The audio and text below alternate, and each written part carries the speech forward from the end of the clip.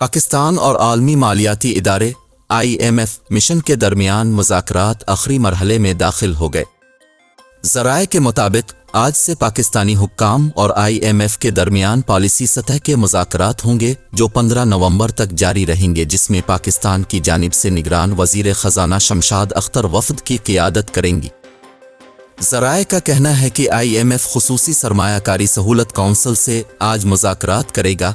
SIFC Pakistan میں براہ راست غیر ملکی سرمایہ کاری پر بریفنگ دے گی۔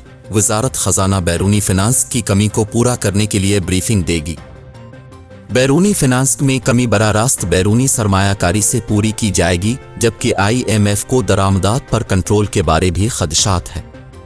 ذرائع کے مطابق اسٹیٹ بینک حکام درآمدات پر پابندیوں پر اپنا موقف IMF کے سامنے رکھیں گے۔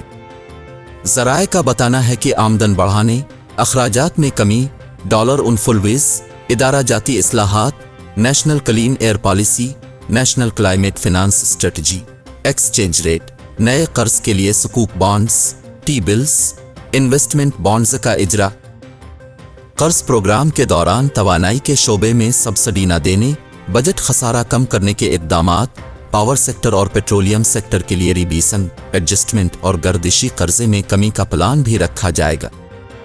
ذرائع کے مطابق مذاکرات کی کامیابی پر IMF مشن $71 کروڑ کی قسط جاری کرنے کی سفارش کرے گا۔